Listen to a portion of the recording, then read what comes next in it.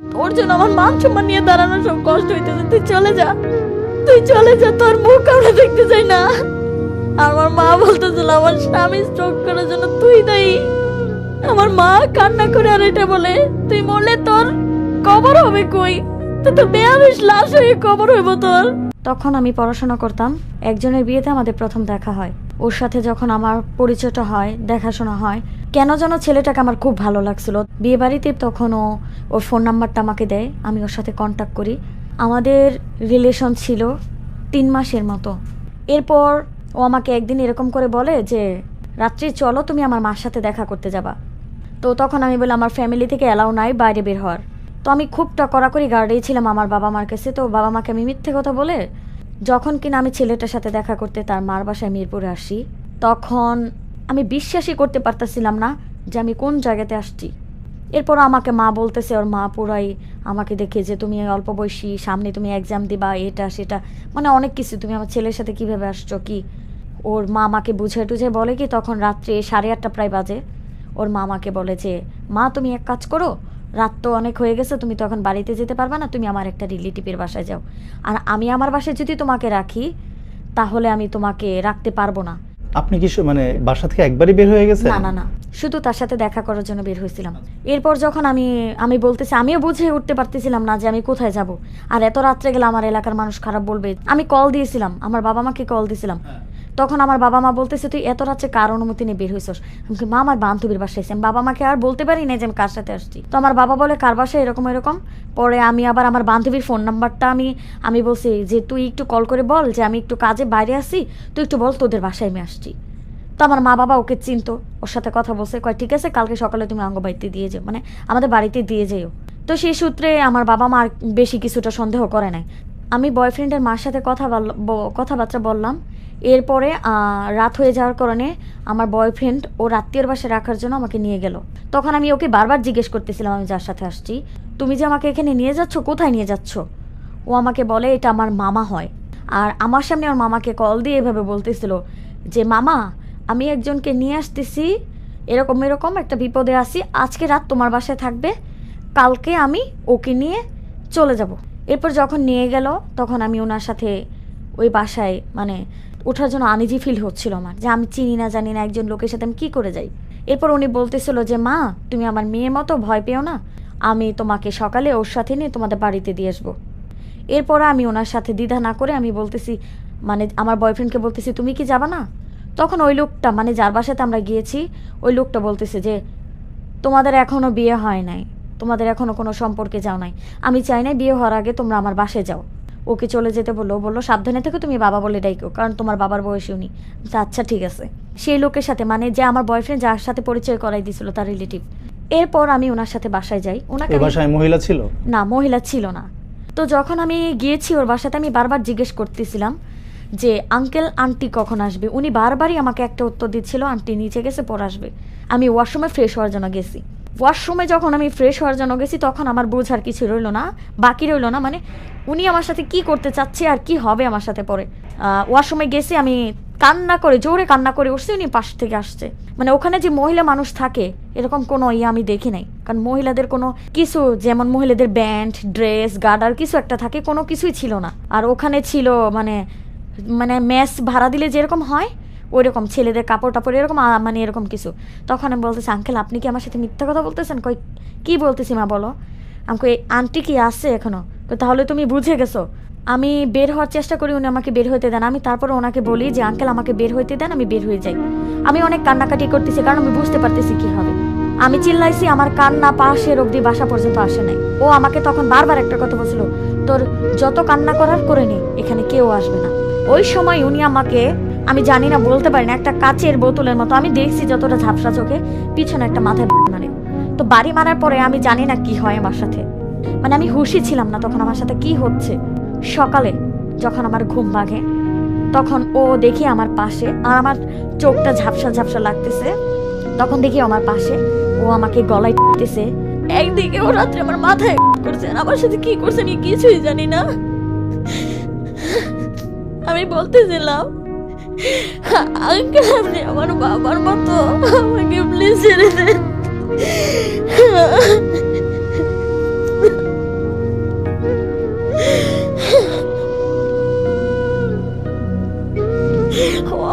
ছাড়তেছিল না, আমাকে অনেক মারতেছিল, আমার গায়ে খারাপ খারাপ ভাবে আগ করতেছিল, ব্যাটাস করতেছিল।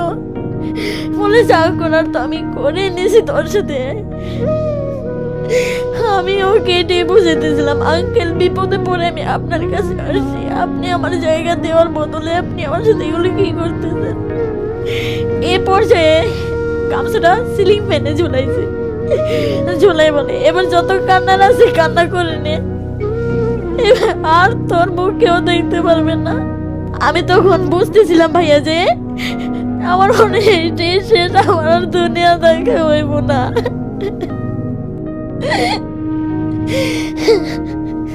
ও আমাকে বলতেছে তুই তোর জীবন কিভাবে বাঁচাবি তুই বেঁচে নে। জানি না কিভাবে আমি বেঁচে আসছি, আল্লাহ তাআলাই ভালো জানে। আমি বারবার যখন বলতেছিলাম যে আপনি আমার বাবার বয়সী হন, পরে বলতেছে আচ্ছা তোরে যদি ছেড়ে দেই তাহলে তুই কি এখান থেকে চলে যাবি, এই যে তোর সাথে যা হইলো এগুলোকে তুই কাউকে বলবি। আমি কই না, আমি কাউকেই বলবো না, আমি কাউকে কিছু বলবো না, আমাকে আপনি শুধু আমার বাবার কাছে যেতে দেন, আমি আমার বয়ফ্রেন্ডের সাথে দেখা করতে চাই না। জানি না ওর কি মায়া হয়েছিল আমার প্রতি, তখন ও আমাকে ওখান থেকে নামাইছে আর বলছে তুই এক কাজ কর, তুই আমার সাথে রিক্সায় যাবি, যে আমি ওর সাথে বুঝাই মানে ওর কাছে তোর বয়ফ্রেন্ডের কাছে তোকে বুঝাই দিয়ে আসবো, আর আমি নিজে তোর বয়ফ্রেন্ড আমি তোর বাড়িতে দিয়ে আসবো তোকে। আর আমাকে তো এখান থেকে সে শার্লিং দিয়ে রাখছে যাতে আমি কখনো এই বিষয়ে কাউকে না বলি, মানে আমার বয়ফ্রেন্ডকে না বলি, আমার আত্মীয় স্বজন কাউকে না বলি। তারপর যাই হোক আমি ওনার সাথে আসছি, দেখি আমার বয়ফ্রেন্ড আমার থেকে 10 মিনিট দূরত্ব হয় দাঁড়ায় আছে। ও দূর থেকে দেখতেছে যে আমাকে অন্যরকম দেখা যায়, ও দৌড়ে আসছে।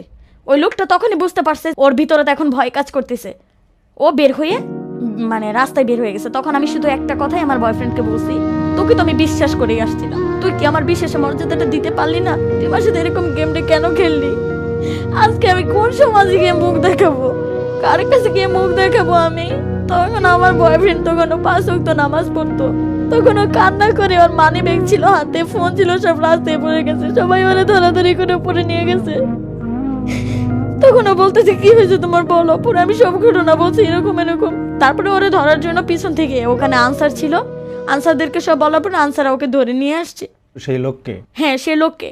ও তখন আমাকে বলতেছে যে দেখ তোর যত টাকা লাগে আমি তোকে দিয়ে দিব, এই কথা যেটা হয়ে গেছে তোর সাথে হাইড কর, এখন পর্যন্ত কেউ জানে না তুই আর আমি ছাড়া। ওই সময় আবার আমার যে বয়ফ্রেন্ড ছিল ওর মাথা বেশি গরম হয়ে গেছিল, গরম হওয়ার কারণে ও এই যে এভাবেই করতেছিল যে আমি এটা পুলিশ কেস করব, আমি এটা করব সেটা করব। তখন আমার বয়ফ্রেন্ডের মারা চলে আসছে, সব ঘটনা পরে 500 থেকে 600 মানুষ জমা হয়েছে। আপনাকে আমি কি বলবো, আমাকে ওই পুলিশের কাছে দিয়ে দিল, ওখানে মহিলা পুলিশ ছিল, আমাকে চেক দিছে, চেক দেওয়ার সাথে সাথে বলে ওকে মেডিকেল টেস্টের জন্য টঙ্গীতে পাঠান। তখন আমার মেডিকেল টেস্টের জন্য টঙ্গীতে পাঠানো হয়েছে, মেডিকেল রিপোর্ট আনা হয়েছে, আমাকে সব দেখছে, দেখার পরে সত্যতা পেয়েছে। তখনও বলতেছে যে মা, তখন মা বলতেছে, আসামিটা বলতেছিল মা তুই এখনো সময় আছে, এই ঘটনাটা হাইড করে দে, আমার তোর যত টাকা লাগে আমি তোকে এখন নগদ 7 লাখ টাকা দিব, মানে তুই এখন নিয়ে যা, আমি তোকে পরবর্তীতে আরও দিব। তো তখন আমি কোনো উত্তর দিই নাই। আমার বয়ফ্রেন্ড বলতেছে তুই কি এটা টাকার সাথে লেনদেন করতেছস, আত্মসম্মান মান সম্মান জিনিসটা এই মেয়ে যখন যদি এখন কিছু করে দায়টা কে নেবে, তুই না আমি, আমারই তো দায়টা আসবে, আমি কেন নিয়ে আসছিলাম। এরপরে ইনভেস্টিগেশন করার জন্য পুলিশ ওর বাসাতে আমাকে নিয়ে গেছে। এরপর যখন কিনা দক্ষিণখান থানায় মামলা হয়েছে এটা আমার, তখন আমার পুলিশ বলতেছে এখন মেয়ের বাবা মা দরকার। আমি কান্না করতেছিলাম আর বলতেছিলাম আমার বাবা মাকে ডাকবেন না, আমার বাবা মা কিন্তু এখনও কিছু জানে না। পরে থানার এসআইটা অনেক ভালো ছিল, উনি আমাকে ওনার পাশে সিটে বসায় বলতেছে মা তুমি কান্না করো না, আর আমরা চাই না তোমার সাথে একটা খারাপ কিছু হোক। তো তখন থানার এসে বলতেছে কি আমি তোমার বাবাকে কল দিছি, তোমার বাবা উনি আসতেছে। এরপর আমার বাবা আসছে, আমার মা পুরো পাগল পায়, বাসায় যেই কাপড় পরা ছিল ওইটা পরে আমার মা চলে আসছে। আমি পরিবারে বড় সন্তান, আমাকে দিয়ে তাদের অনেক আশা ভরসা ছিল। এরপর ওই ছেলেটা আমার যে বয়ফ্রেন্ডটা ছিল ওর মা বলতেছিল কান্না করে বাবা মামলাটা করিস না, এখনো সময় আছে, মেয়ের মান সম্মান নিয়ে দাঁড়াবে অনেক কিছু। কিন্তু আমার বয়ফ্রেন্ডটা এখন মাথা প্রচণ্ড চেতা, সে মামলা করবেই, সে চাচ্ছে যে আমি যাতে সুষ্ঠু বিচারটা পাই। এরপরে ওকে হাজতে ভরা হয় আর আমার মামলা কন্টিনিউ চলতে থাকে। আমার বাবা মাকে নিয়ে আসে, আমার বাবা আবার এখানে এসে স্ট্রোক করে আমার এই অবস্থা থেকে। একদিকে বাবা এক হসপিটালে, একদিকে আমি এক পর্যায়ে, আমার ফ্যামিলি পুরোটা এলাকা আমার জানাজানি, আমাকে আশেপাশের লোক মানে অনেক খারাপ খারাপ কথা বলতেছিল যে তুই এটা তুই সেটা। আমি মাইনা নিতে পারতেছিলাম না। আমি সাথে সাথে আমার বয়ফ্রেন্ডকে বলছি তুমি আমাকে নিয়ে যাও, আমি এখানে আর থাকতে পারতেছি না, আমার জীবনটা নষ্ট হয়েছে তোমার জন্যই। ও তখন বলতেছে যে হ্যাঁ তুমি আসতে পারো। পর আমাকে বাবা বলতেছে যে ওর জন্য আমার মান সম্মান নিয়ে দাঁড়ানো সব কষ্ট হইতেছে, তুই চলে যা, তুই চলে যা, তোর মুখ আমরা দেখতে চাই না। আমার মা বলতেছিল আমার স্বামী স্ট্রোক করার জন্য তুই দায়ী। ভাইয়া ওই মুহূর্তে আমি কি করব কিচ্ছু বুঝতেছিলাম না। আমি বাড়ি ওর মাকে ফোন দিয়েছি যে মা আম্মু আন্টি আপনি আমাকে নিয়ে যান। ওর মা বলে আমি তো তোমার যে ঘটনাটা হয়েছে পুরো সবাই জানাচ্ছি না, আমি তোমাকে এনে কোথায় রাখবো। বয়ফ্রেন্ডের মা? হ্যাঁ। তখন আমি কিছু না পেয়ে হুশদুশ না পেয়ে আমি যেখানে মামলা করছি পুলিশের কাছে গেলাম। তখন পুলিশ বলতেছে যে আচ্ছা আপনাদের বিয়েটা আমরাই দিয়ে দিব। এরপরে আমার বিয়ে হয়। ফাইনালি আপনার বয়ফ্রেন্ড আপনাকে বিয়ে করলো? হ্যাঁ ফাইনালি ও আমাকে বিয়ে করে। আমরা নাখালপাড়াতে তেজগাঁওতে থাকা শুরু করি, আলাদা বাসা ভাড়া নিয়ে। হ্যাঁ। এরপরে ওই ছেলে মানে আমার বয়ফ্রেন্ড আমার হাজবেন্ড হয়ে গেল। তারপরে আমার 1 বছর পরে আমার বেবি হয়। বেবি হওয়ার আগে থেকেই আমার সাথে আমাকেও টর্চার করতো, আমাকে মারতো, এই করতো সেই করতো, আমাকে পুরোনো কথা নিয়ে খুঁটা দিত। ওদিকে মামলাটার কি অবস্থা? মামলা চলতেছিল, মামলা চলে যাচ্ছিল। আমাকে যেদিন কোর্টে ডাকা হচ্ছিল আমি যাচ্ছিলাম। ওই লোকটা জামিন পেয়ে COVID-19 ও মারা যায়। কোর্টে গিয়ে আমি আবার এটা নিষ্পত্তি করে দিছি যে গত বছর আমি এটা নিষ্পত্তি করে দিয়ে আসছি যে লোক নাই, শুধু শুধু তার মামলা চাইলে তো কোনো লাভ নাই। এরপরে ওই লোকের চাপটা শেষ। এখন হলো আমার হাজবেন্ড। আমার হাজবেন্ড খুব টর্চার করে আমাকে, পুরোনো বিষয় নিয়ে আমাকে ইমোশনালি ব্ল্যাকমেল করে। এসে আমার হাজবেন্ড না শুধু, ওর পুরো ফ্যামিলি আর আমার বাপ মা তো পুরোটাই আমার উপরে খেপা। এখন আমার ছেলের বয়স 6.5 বছর। আমি অনেক চেষ্টা করতেছি এই সংসারটাকে টিকে রাখার জন্য। ও আমাকে কিছুদিন আগে বুঝায় সুঝায় নিয়ে ও আমাকে বলে ও আমাকে ডিভোর্স দিবে কাজী অফিসে। আমি ঝগড়া করলে কইতাম হ্যাঁ তুই আমাকে ছেড়ে দে, তুই আমার থেকে বেটারটা পাবি। আমি তো এখন তোর লাইফে খারাপ বোঝা হয়ে দাঁড়াইছি, আর আমি পারতেছি না এই সংসারটা নিয়ে, আমি আর পারতেছি না পারতেছি। আমার বাবা মার কাছে গিয়ে শান্তি না পাইতেছি আমি এখানে শান্তি মতো 2টা ভাতও আমি খেতে পারতেছি না এই সংসারে। এখন আমার ছেলে আছে, শুধু ছেলেটার মায়া করে করে আমার এখন 8-7 বছর হয় সংসার লাইফ। আমি সংসার তারপরও ছাড়ি নাই যে আমার বাচ্চাটার কোন মুখের দিকে তাকাইয়া। কিন্তু ও আমাকে ওই দিন নিয়ে আমাকে ডিভোর্স দিয়ে আমাকে নিজে নিয়ে সাইন টাইন দেওয়া সব কিছু করে রাখছে। এই যে 4-5 দিন হয় মানে আমাকে দিয়ে 6টা কাগজে সাইনে ফিঙ্গার নিয়ে রাখছে, বলছে তালাকটা আমি ওকে দিছি, ও আমাকে দেয় নাই। ও যদি দিত এটা বলে অনেক টাকা পয়সা লাগতো, আর আমি যেটা দিছি তালাকটা সাইন করলেন কেন? আমি জানতাম না কিছু। ও আমাকে বলছে কি যে কাজী আমাকে তখন বলতেছিল আপনি সাইনটা করে দেন কারণ আপনার হাজবেন্ড আপনাকে ডিভোর্স দিয়ে দিছে। তখনও একবারের জন্য আমাকে বলে নাই যে আপনি তাকে তালাক দিচ্ছেন। কিন্তু যখন আমার সাইন করা শেষ তখন হুজুর বলে যে আপনাকে কিছু কথা বলে আপনি মনোযোগ দিয়ে শুনেন। এটা হলো বিষয়টা এরকম যে আপনার হাজবেন্ডের খরচা বেশি লাগবে, সেই সূত্র আমাদের সাথে আগে কথা বলে গেছে, আর আপনাকে 3 মাসের সময়ও দিছে। যদি আপনি ভালো হয়ে সংসার করতে পারেন করেন, না হলে আমাদের কার্যক্রম চলতে থাকবে, আপনি শুধু এসে সার্টিফিকেট নিয়ে যাবেন। ডিভোর্স হয়ে যাবে? হ্যাঁ ডিভোর্স হয়ে যাবে। আপনি এখন স্বামীর সাথে আছেন না আলাদা আছেন? এখন বর্তমানে আমি আমার স্বামীর সাথেই আছি। মানে স্বামীর আপত্তিটা কিসের, মানে সমস্যাটা কোথায়? স্বামীর আপত্তিটা আমি এখন তো বোঝা যাচ্ছে যে আপনার স্বামীও চাচ্ছে আপনার সাথে সংসার করতে। না 3 মাস আপনাকে সময় দিয়েছে। সে আমাকে সময় দিয়েছে, এটা সত্য কথা। কিন্তু আশেপাশে মানুষ বা যাকে বলে আত্মীয় স্বজন মানে আমার রিলেটিভ এমন ভাবে বোঝাবে যেমন আমি খারাপ। আমি এতটা চেষ্টা করার পরও খারাপ, ও ছেলেটা ভালো। তা আপনার 6 বছরের একজন সন্তান আছে, আপনার জীবনে অনেক ঝড়ঝাপটা বয়ে গেছে, পরিবার থেকে আপনি খুব বেশি সাপোর্ট পাচ্ছেন না। তো আপনি কেন আপনার হাজবেন্ডকে মানিয়ে নিয়ে সুন্দর করে সংসারটা করার মানে করতে পারছেন না কেন?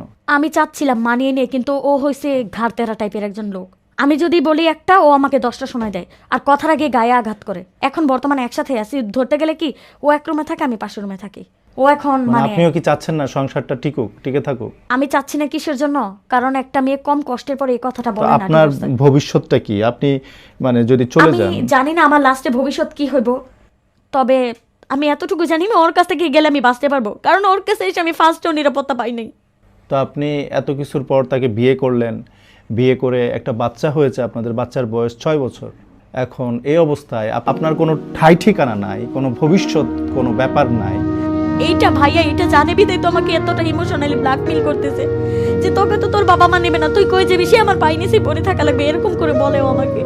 সে আপনার ভরণ পোষণ চাহিদা এগুলো ঠিকমতো পূরণ না এগুলো ঠিকমতো পূরণ করে না। 5টা দিয়ে তো রাখতেই পারে না, উল্টা মারধর করে। আমার বাসার মানুষেরা চিল্লে ভেবে বলতেছে আমার ছেলে অসুস্থ, ও আমার ছেলের খরচাটা পর্যন্ত দেয় না। ওর পাশের মানুষ এসে ওর হাতে পায়ে ধরে যে ভাই ওকে ডক্টরের কাছে নিয়ে যান। আমি ওই সংসার কিভাবে করি, আর আমি কতটাই বা ধৈর্য ধরবো? আমার মতো ভুল যাতে আর কোনো মেয়ে না করে। আমার মা কান্না করে আর এটা বলে তুই মরলে তোর কবর হবে কই, তো তো বেয়ামিস লাশ হয়ে কবর হইব তোর। আমি কি সুখের জন্য আসছিলাম, ভালোর জন্য ওর কাছে আসছিলাম, আর আমি এখন ওকে ছাড়ার কথা বলতেছি। আমি আর পারতেছি না। আমরা অনুরোধ করছি সংসারটা এখনই এইভাবে নষ্ট করা। মানসিক টর্চার কাকে বলে ভাই আমি আপনাকে হয়তো বোঝাইতে পারবো না, যেটা আমি দিনে দিনে ভাইয়া শেষ হয়ে যাইতেছি। তো আপনারা যারা অনেকেই আছেন আমাদের প্রোগ্রাম শোনেন, এই ঝোঁকের বশবর্তী হয়ে একজন মানুষের সাথে পরিচয় হলো, সাথে সাথে কথা নাই বার্তা নাই, 2-3 মাস 4 মাসের মধ্যে সেই মানুষটা আপনাদেরকে যেখানে ডাকছে আপনিও চলে যাচ্ছেন, অনেক রকম ক্ষতি কিন্তু সেই সময় হয়ে যাওয়ার সম্ভাবনা থাকে। আপনারা এগুলো থেকে দূরে থাকেন। আপনারা একজন মানুষকে এত অল্পতেই বিশ্বাস করা থেকে বিরত থাকেন। চেষ্টা করব আপনার স্বামীর সাথে যোগাযোগ করার জন্য। আজ এই পর্যন্তই। আপনাদের সবাইকে অনেক ধন্যবাদ।